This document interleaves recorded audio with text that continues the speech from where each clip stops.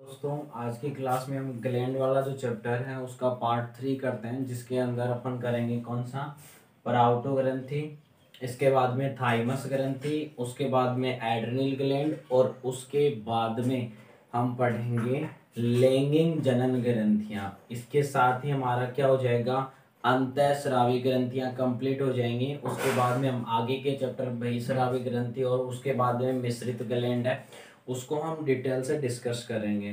देखिए आज की क्लास में हम लोग पराउटो ग्रंथि पढ़ते हैं। पराउटो ग्रंथि का जो दूसरा नाम होता है वो पैराथायराइड ग्रंथि होता है। क्या होता है? पैराथायराइड ग्रंथि होता है। इनका जो लोकेशन होता है ना, इनकी जो स्थिति होती है वो कहाँ पे होती है? अगर मैं इसकी स्थिति की बात करूं तो ये आपकी जो थायराइड ग्लैंड है, कौन सी ग्लैंड है? Thyroid gland. उस थायराइड के ऊपर चारों कोनों पर पाई जाती है। चारों कोनों पर कैसे भाई? ध्यान समझना। ये आपकी एच आकार की कौन थी भाई? Thyroid gland. थायराइड कहां पाया जाती है? गले में पाई जाती है थायराइड ग्रंथि। इससे पहले वाले वीडियो के अंदर मैंने डिटेल से थायराइड ग्रंथि से जितने भी पॉसिबल क्वेश्चन बन सकते हैं उन सभी क्वेश्चंस कवर करे हैं मैंने पहले वाले वीडियो में। एक बात तो बताता हूँ, कुछ बच्चे पूछते हैं सर ये राजस्थान पुलिस के लिए उपयोगी है, पटवार के लिए उपयोगी है। जितने भी एग्जाम, वनडे कंपटीशन के जितने भी एग्जाम है और उन एग्जाम्स में अगर साइंस आती है तो उनके लिए हेल्पफुल रहेगा आपका ये। देखो यहाँ पे आपकी पाई जाती है कौन सी? इन्हीं चारों कोनों पर कौन सी ग्लैंड पाई जाती है? आपकी पराउटो ग्लैंड पाई जाती है। कौन सी ग्लैंड पाई जाती है? पराउटो ग्लैंड पाई जाती है। ठीक है। अब मैंने कहा कि जितनी भी आपकी अंतःस्रावी ग्रंथियां हैं उन ग्रंथियों से बेस्ट जो क्वेश्चन बनता है वो बनता है हार्मोन का, कि भाई कौन सा हार्मोन सीक्रेट होता है, कौन सी ग्रंथि से कौन सा हार्मोन निकलता है, ये एग्जाम में पूछा जाता है। अगर हम बात करें कि पराउटो ग्रंथि से कौन सा हार्मोन निकलता है, अगर मैं उस हार्मोन की बात करूं तो उससे पीटीएच हार्मोन निकलता है। कौन सा hormone? PTH hormone, parathyroid hormone. कौन सा हार्मोन? Parathyroid hormone. अब ये पैराथायराइड हार्मोन क्या काम करता है इसकी हम लोग बात करने वाले हैं कि कौन सा हार्मोन निकलता है? पीटीएच हार्मोन निकलता है, पैराथायराइड हार्मोन। अब ये पैराथायराइड हार्मोन क्या करता है, क्या किस प्रकार उपयोगी होता है? देखो इसका जो काम होता है ना, पैराथायराइड हार्मोन का जो काम होता है वो काम क्या होता है? इसका काम इतना होता है कि भाई ये क्या काम करता है, ये रक्त में कैल्शियम का अमाउंट बढ़ाता है। रक्त में क्या करता है? कैल्शियम का अमाउंट बढ़ाता है। कैल्शियम को रक्त में क्या करता है? इंकरेज करता है। कैसे करता है, या मैं सीधी भाषा में इसको अगर बोलना चाहूं तो ये कैल्सिटोनिन के विपरीत काम करता है। कैल्सिटोनिन के विपरीत काम कैसे करता है, ध्यान से समझना। देखो इससे पहले हमने पढ़ा था थायराइड ग्लैंड, और थायराइड ग्लैंड में पढ़ा था कैल्सिटोनिन जो 2% थायराइड ग्रंथि से सीक्रेट होता है। तो याद रखना, मैंने ये बताया था पीछे वाली क्लास में, अगर मान लीजिए ब्लड में रक्त ज्यादा अमाउंट में बनने लगे, रक्त में कैल्शियम का अमाउंट अगर ज्यादा हो जाता है तो कैल्सिटोनिन क्या काम करता है? कैल्सिटोनिन ये क्या काम करेगा, आपका जो रक्त में कैल्शियम है इस कैल्शियम को हड्डियों के पास भेज देता है, बोन्स के पास। ये काम कौन करता है? कैल्सिटोनिन। ठीक है। अगर ऐसा नहीं होता है तो मैंने ये भी बताया था आपको कि भाई रक्त में अगर कैल्शियम का अमाउंट ज्यादा हो गया और ये हड्डियों के पास कन्वर्ट नहीं आया, और इस केस में अगर आपने ऑक्जेलिक एसिड खाते हो, आप लोग ऑक्जेलिक एसिड।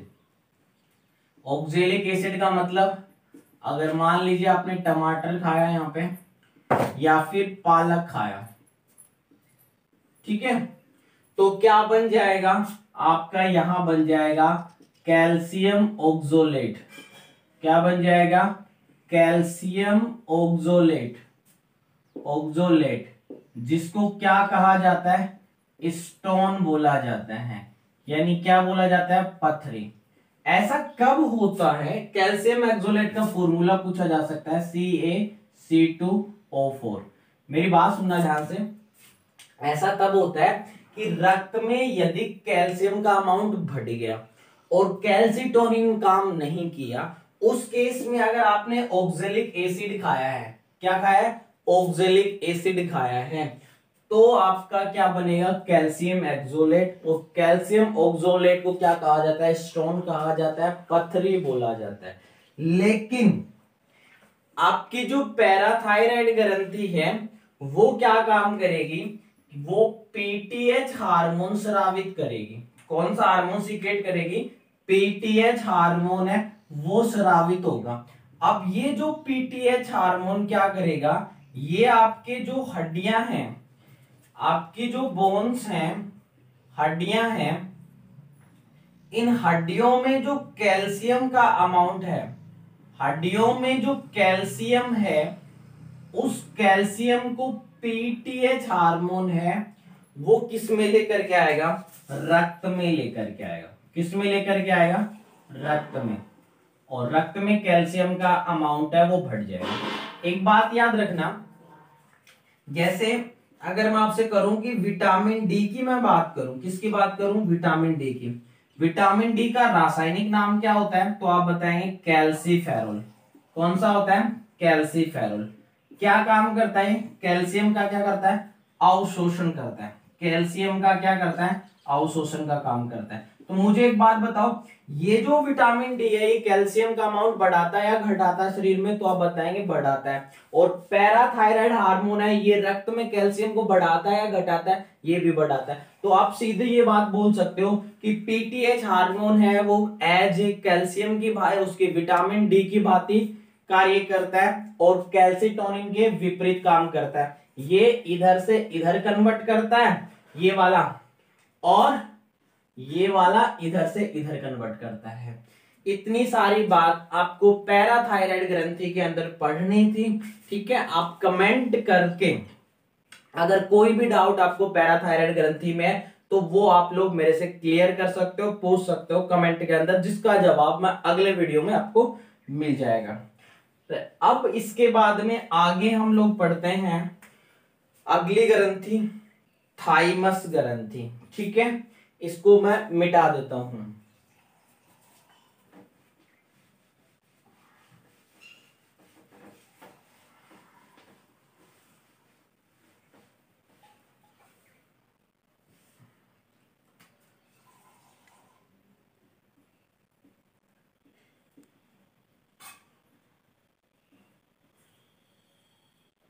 देखो थाइमस ग्लैंड या थाइमस ग्रंथि, पहली बात, इससे कौन सा हार्मोन स्रावित होता है? हार्मोन की अगर हम लोग बात करें तो हार्मोन स्रावित होता है थाइमस हार्मोन। कौन सा हार्मोन स्रावित होता है? Thymus hormone. थाइमस हार्मोन, बात समझ में? एक क्वेश्चन आता है पेपर में कि कौन सी ग्रंथि उम्र के साथ साथ नष्ट हो जाती है, या कौन सी ग्रंथि बुढ़ापे में नष्ट हो जाती है, उस ग्लैंड का नाम होता है थाइमस ग्लैंड। कौन सा नाम होता है? Thymus gland. यानी उम्र के साथ ही नष्ट हो जाती है या वृद्धावस्था में समाप्त हो जाती है। वृद्धावस्था में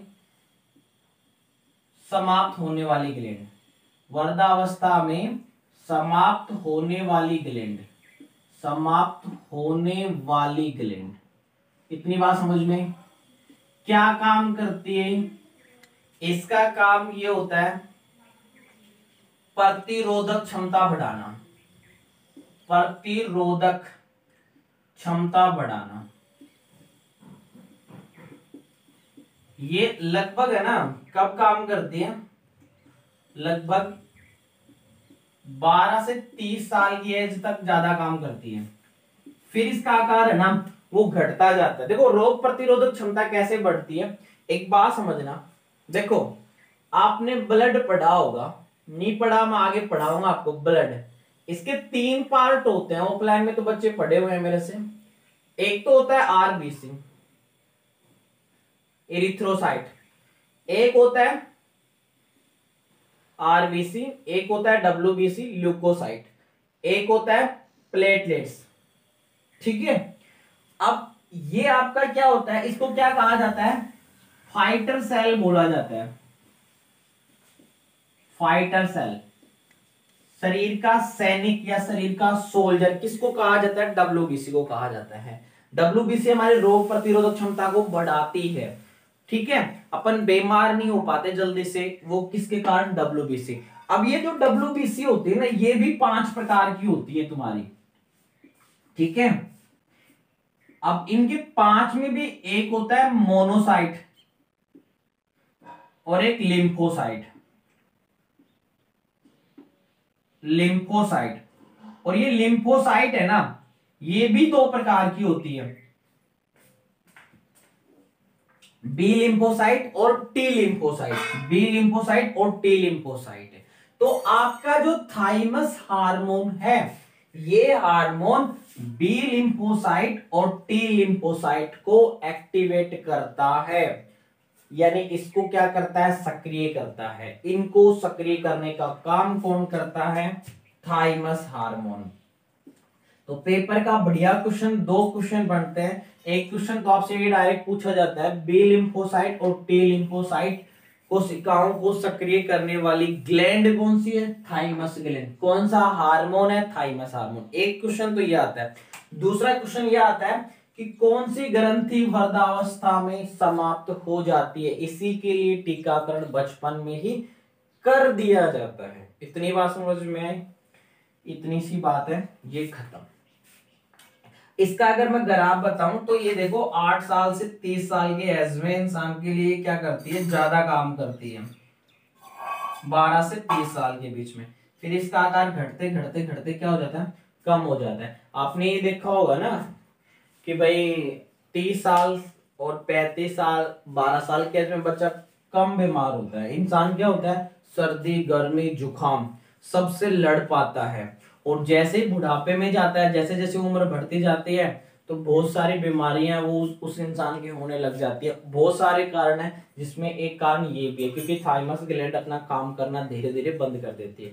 बच्चा है, छोटा बच्चा, थोड़ी सी भी धूप हुई तो बुखार हो जाएगा। सर्दी गर्मी किसी भी मौसम के अनुकूल वो नहीं डल पाता है, बीमार हो जाता है। तो उसका कारण क्या होता है कि उसके थाइमस ग्लैंड है वो अभी काम नहीं कर रही। तो बचपन में टीकाकरण कर दिया जाता है वैसे एक्टिवेट करने के लिए, लेकिन इसका जो अधिकांश काम होता है वो 12 से 30 साल की एज में होता है। इतनी बात समझ में आई। तो 2 क्वेश्चन थाइमस ग्लैंड से बनते हैं। पहला क्वेश्चन तो ये कि बी लिम्फोसाइट और टी लिम्फोसाइट को सक्रिय करने वाली ग्लैंड कौन सी है, तो आप बताएंगे थाइमस ग्लैंड या थाइमस हार्मोन। समझ में आई बात। दूसरा क्वेश्चन ये है, कौन सी ग्रंथि वृद्धावस्था में अपना आकार कम कर लेती है या खत्म हो जाती है या नष्ट हो जाती है, तो आप बताएंगे थाइमस ग्लैंड। इसके बाद वाली जो ग्रंथि है वो सबसे इंपॉर्टेंट है। देखो पीयूष ग्रंथि से क्वेश्चन आता है, थायराइड ग्रंथि से क्वेश्चन आ सकता है।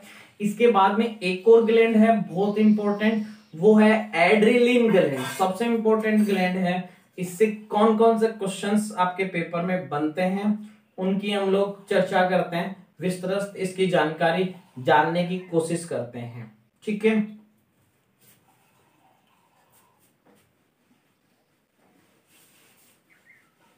अगला जो ग्लैंड है आपका वो है एड्रिनल ग्लैंड। इसकी हम लोग चर्चा करते हैं, इसको हम समझने की कोशिश करते हैं। एड्रिनल ग्लैंड कहां पाई जाती है, सबसे पहले बात करते हैं इसके लोकेशन की, इसकी स्थिति कहां होती है। ठीक है भाई, एक एक पॉइंट को मैं क्लियर करूंगा, आप लोग नोट्स बनाते जाइए और उसके बाद में उनको याद करिए, बार बार रिवाइज करिए। सारे क्वेश्चंस आपको यहां से मिल जाएंगे। ध्यान देना, देखो आपके पास ये कुछ किडनी होती है इस तरीके से,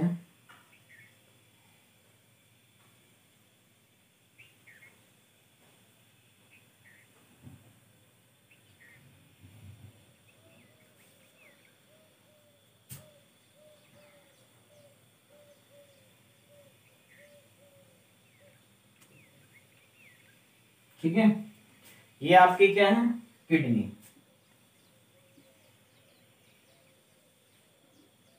किडनी, ठीक है। इसको क्या कहा जाता है, ये आपका कहलाता है हाइलम।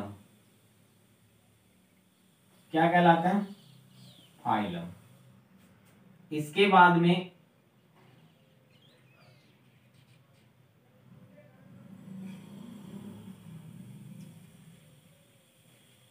यहां से ये आपकी होती है मूत्र वाहिनी।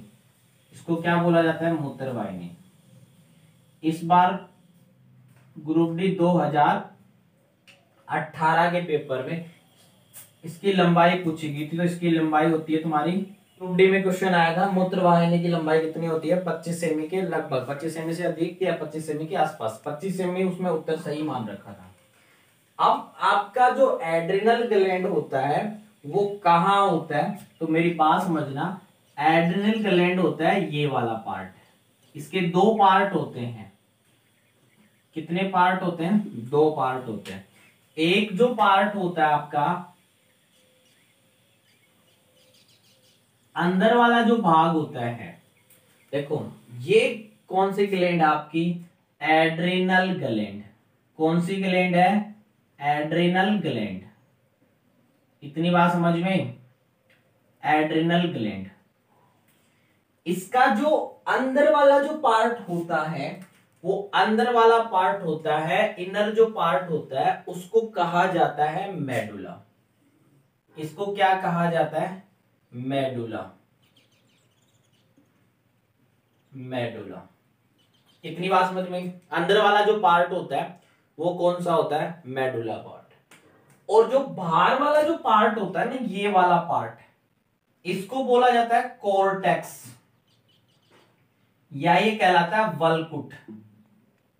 कोलकुट, वल्कुट, ये होता है आउटर पार्ट, बाहरी पार्ट होता है, भारी पार्ट होता है, यानी भारी भाग होता है। और जो मेडुला भाग होता है वो इनर पार्ट होता है, आंतरिक भाग होता है, आंतरिक भाग, आंतरिक भाग। देखो ये एड्रिनल ग्लैंड, तो आपसे अगर आपसे ये पूछा जाए एड्रिनल ग्लैंड कहां पाई जाती है, तो आप बताएंगे किडनी के ऊपर वाले हिस्से में पाई जाती है। एड्रिनल ग्लैंड कहां पाई जाती है, तो आप बताएंगे किडनी के ऊपर वाले हिस्से में पाई जाती है। एक बात। दूसरी बात, किडनी के कितने भाग होते हैं, तो आप बताएंगे दो। एक होता है मेडुला, जिसको मध्यांश भी बोल सकते हो आप, सेंटर पार्ट भी बोल सकते हो, और एक होता है कोर्टेक्स, जो होता है वल्कुट या भारी भाग। अब देखिए ये तो हो गई लोकेशन। अब हम बात करते हैं, मेडुला पार्ट पढ़ेंगे, कोर्टेक्स पार्ट पढ़ेंगे, इनमें क्या होता है, क्या क्या खास है, एग्जाम में क्या पूछा जा सकता है, इनकी हम लोग विस्तृत जानकारी प्राप्त करने की कोशिश करते हैं। और इसके अलावा एड्रिनल ग्लैंड के कितने उपनाम हो सकते हैं, कितने अन्य नाम हैं, इनकी हम लोग चर्चा करते हैं। तो एड्रिनल ग्लैंड का लोकेशन समझ में आया, किडनी के ऊपर पाया जाता है। इनकी संख्या कितनी होती है, दो होती है। हाँ, एक पार्ट और बता देता हूं आपको, ये जो मेडुला और जो कोर्टेक्स भाग है, मेडुला, मेडुला और कोर्टेक्स, मेडुला और जो कोर्टेक्स भाग है, इनका अगर आप लोगों को रेशियो पूछा जाए तो आप इनका रेशियो बताएंगे। अलग अलग बुक में अलग मिलेगा, लेकिन आपको करना है 85 और 15। मेडुला 15 और कोर्टेक्स 85। इनको काट करके मैं रेशियो भी बना सकता हूं, 3 पंजो 15 और 17 5 85, 3:17 याद रखेंगे, या 15 85। Medulla 15, cortex 85, medulla 15, cortex 85। अब हम आगे की क्लास में करते हैं क्या, ये जो आपका जो एड्रिनल ग्लैंड है, इस एड्रिनल ग्लैंड आगे हम लोग चर्चा करते हैं किसकी, ये जो आपका मेडुला है ये क्या है, कोर्टेक्स है ये क्या है, इससे पहले हम एड्रिनल ग्लैंड के उपनाम पढ़ते हैं कि क्या क्या इसके उपनाम हो सकते हैं। तो यहां तक कोई दिक्कत है? कोई दिक्कत नहीं है। ये किडनी का जो ये पार्ट है अंदर वाला, ये हाइलम कहलाता है। क्वेश्चन ये आता है हाइलम किससे संबंधित है, तो आप बताएंगे किडनी से। ठीक है भाई।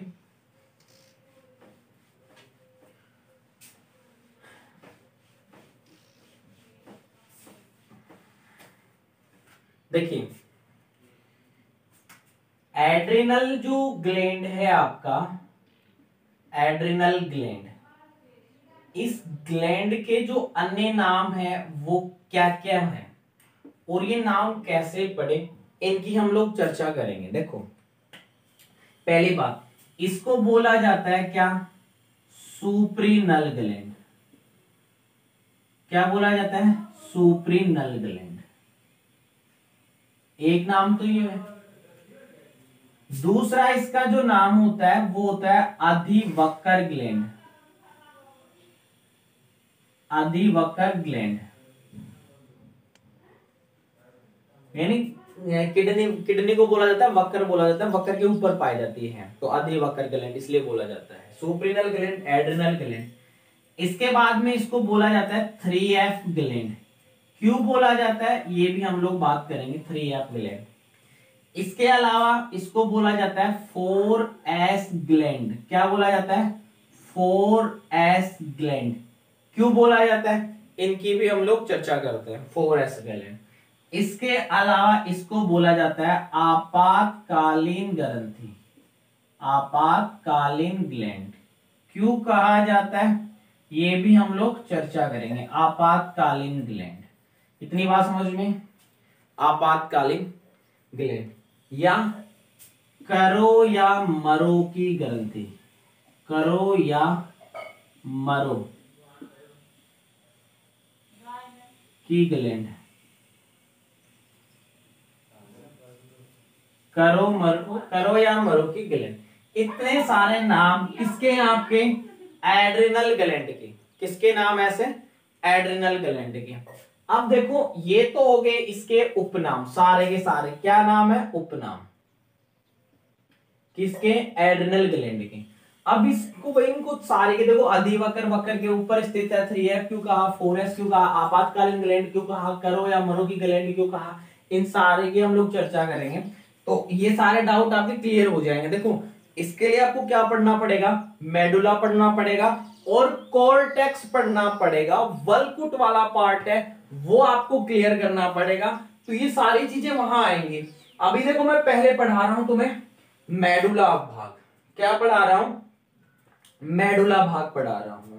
ठीक है, अब यहां से देखो इसके जो दो पार्ट हैं, इसका पहला जो पार्ट है वो है मेडुला भाग। ठीक है, मेडुला भाग। अब इस मेडुला भाग से दो हार्मोन स्रावित होते हैं। कितने हार्मोन स्रावित होते हैं, दो हार्मोन स्रावित होते हैं, दो हार्मोन निकलते हैं। अब पहला जो हार्मोन है वो एक हार्मोन तो है तुम्हारा कौन सा, एड्रेलिन हार्मोन, एड्रेलिन हार्मोन। इसी एड्रेलिन हार्मोन को क्या कहा जाता है, एपिनेफ्रिन हार्मोन भी कहा जाता है। इसका जो अन्य नाम होता है वो होता है एपिनेफ्रिन हार्मोन, एपिनेफ्रिन हार्मोन। इतनी बात समझ में, एपिनेफ्रिन हार्मोन। आपसे क्वेश्चन करेगा एपिनेफ्रिन हार्मोन कौन सी ग्लैंड से निकलता है, तो आप बताएंगे एड्रिनल ग्लैंड से निकलता है। आपसे पूछा जाएगा एड्रिलिन हार्मोन कौन सी ग्लैंड से निकलता है, तो आप बताएंगे किससे निकलता है, एड्रिलिन से। दूसरा होता है, दूसरा हार्मोन, इस हार्मोन को कहा जाता है नोर एड्रिलिन हार्मोन या नोर एपिनेफ्रिन हार्मोन। नोर एड्रिलिन हार्मोन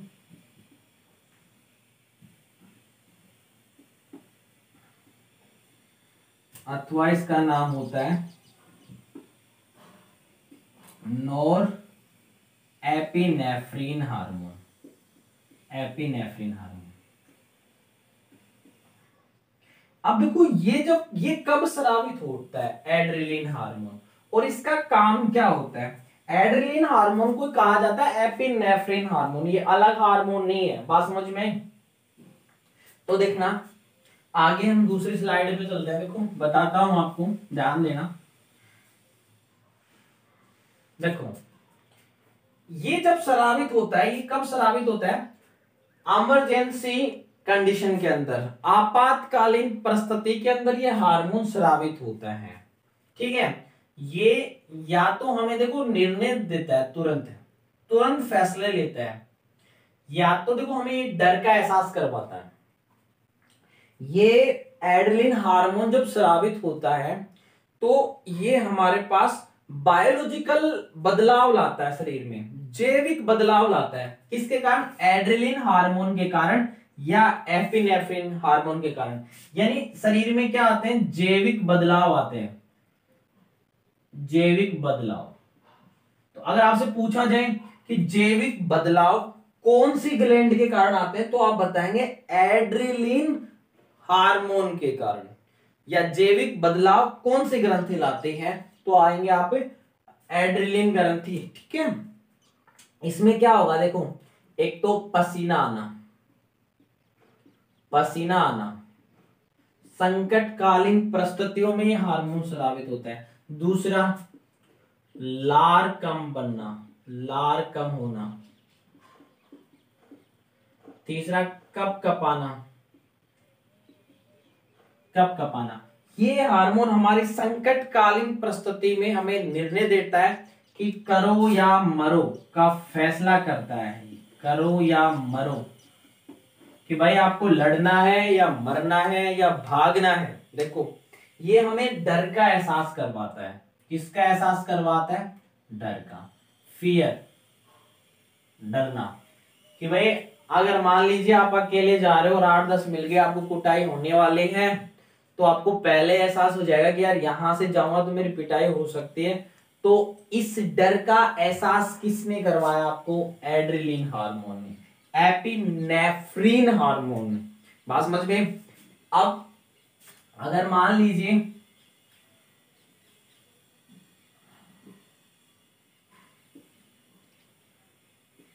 आप भी 5-7 हो, आगे वाले भी 4-5 हैं, या आपसे कमजोर है, और आपको कि भाई इस लड़के को पीटना है, इनके साथ लड़ाई करनी है, तो इस लड़ाई का एहसास किसने करवाया, एड्रेनलिन हार्मोन।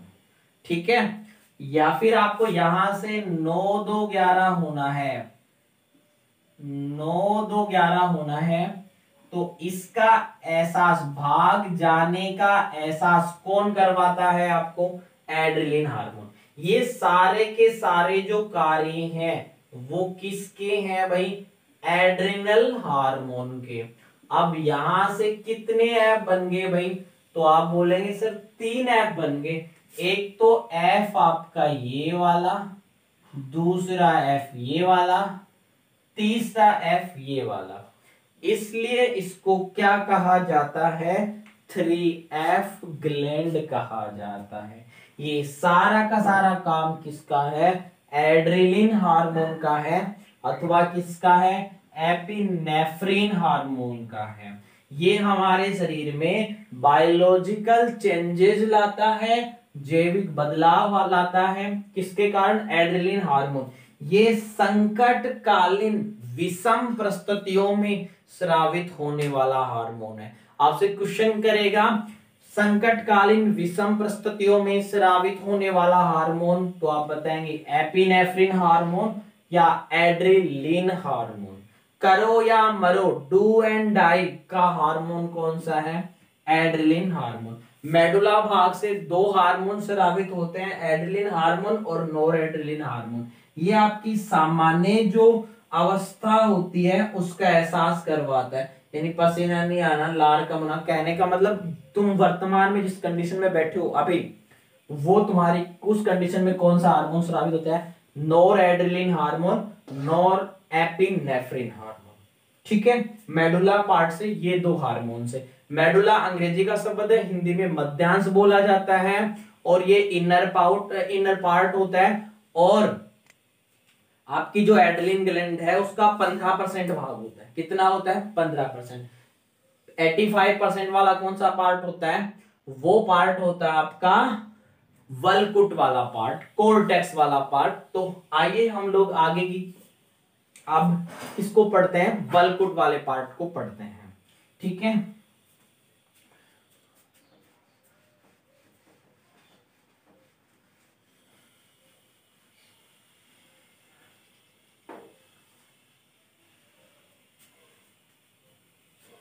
देखो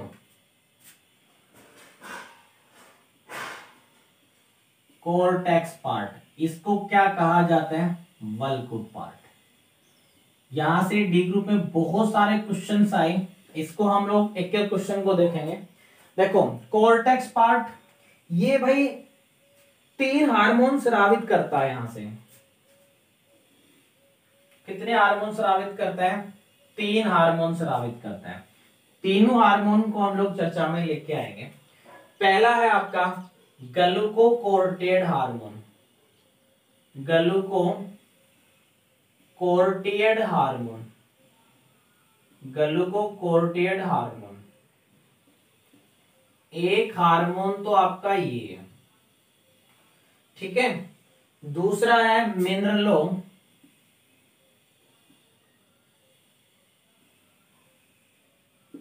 मिनरलोकोर्टिएड हार्मोन, मिनरलोकोर्टिएड हार्मोन।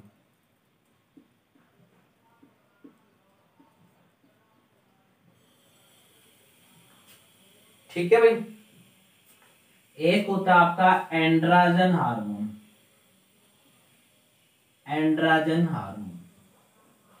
ये तीनों के तीनों जो हार्मोन है वो कहां से स्रावित होते हैं? ग्लूकोकोर्टिएड हार्मोन, कोर्टेक्स या वल्कुट वाला जो पार्ट है उससे 3 हार्मोन स्रावित होते हैं, ग्लूकोकोर्टिएड हार्मोन, मिनरलोकोर्टिएड हार्मोन और एंड्राजन हार्मोन। अब इन तीनों का क्या क्या काम होता है इसको हम लोग देखते हैं। देखो ये आपके पास ग्लूकोज, यानी ये आपके पास एक तो इसका काम होता है, शुगर होती है ना आपकी, शर्करा, उस शर्करा को क्या करता है? कंट्रोल करने का काम करता है, शर्करा की मात्रा को नियंत्रित करता है। कौन सा हार्मोन? ग्लूकोकोर्टिएड हार्मोन। एक काम तो ये है इसका। दूसरा काम होता है, ये शरीर में जो स्ट्रेस होती है आपकी, स्ट्रेस होती है ना, आपके पास जो तनाव होता है उस तनाव को कम करता है, तनाव को कम करता है। कौन सा हार्मोन? ग्लूकोकोर्टिएड हार्मोन स्ट्रेस को कम करता है। ठीक है। आपके पास ये जो मिनरलोकोर्टिएड है, ये आपके पास एक तो सोडियम का और एक पोटेशियम का, इनका नियंत्रण करता है, सोडियम का और पोटेशियम का। ठीक है। तो आपको पता है एन से क्या बनेगा? NaCl, यानी ये साल्ट, नमक को नियंत्रित करता है, नमक के अमाउंट को या नमक की मात्रा को शरीर में क्या करता है? कंट्रोल करता है, शरीर में नियंत्रण करता है। किसकी मात्रा को? नमक की मात्रा को। एंड्रोजन हार्मोन है, इसे क्या कहा जाता है? लैंगिक हार्मोन भी कहा जाता है। इसके अलावा यह यौवन आचरण की क्रियाओं को नियंत्रण करता है, यौवन आचरण की क्रियाओं को नियंत्रण करता है, यौवन आचरण की क्रियाओं को नियंत्रण करता है, या कहा जाता है, या इसका दूसरा नाम हो गया क्रियाओं को नियंत्रण करता है, या इसे बोला जाता है सेक्स हार्मोन, सेक्स हार्मोन। यही क्वेश्चन ग्रुप डी के अंदर आया कि सेक्स हार्मोन कौन से ग्लैंड से स्रावित होता है, तो आप बताएंगे एड्रिनल ग्लैंड से। कौन से पार्ट से? वल्कुट वाले पार्ट से स्रावित होता है। और वल्कुट से भी कौन सा? एंड्रोजन हार्मोन, सेक्स हार्मोन को कहा जाता है यौवन आचरण की क्रियाओं को क्या करता है? कंट्रोल करना है। इतनी सारी बात आपको एड्रिनल ग्लैंड से पढ़नी थी। और इसके साथ आपकी आज 3 ग्लैंड खत्म हो गई, पैराथायराइड, थाइमस और एड्रिनल। इससे पहले मैंने थायराइड पढ़ा दी है, पीयूष ग्रंथि पढ़ा दी है, पीनियल पढ़ा दिया, हाइपोथैलेमस पढ़ा दिया। ये ग्रंथियों का अंतःस्रावी ग्रंथियां चल रही है, इसका पार्ट 3 है। इसके बाद में पार्ट 4 आएगा जो कल अपलोड हो जाएगा आपके पास। और सभी एग्जाम, जितनी भी वनडे एग्जाम है उन सब के लिए, जिन जिन एग्जाम्स में साइंस आती है उन सब के लिए क्या होगा, ये उपयोगी होगा। अगर तुम्हारे पास कोई भी डाउट हो तो आप कमेंट करके पूछ सकते हो, जिसका मैं सबसे पहले आते ही आपको वीडियो में रिप्लाई कर दूंगा उन सारी चीजों को। अगर वीडियो पसंद आया हो तो लाइक कीजिए, शेयर कीजिए और कमेंट कीजिए। और जो भी अगर आप लोगों को सुझाव देना है वो भी आप लोग सुझाव दे सकते हो कमेंट के अंदर। ठीक है, थैंक्स फॉर वॉचिंग।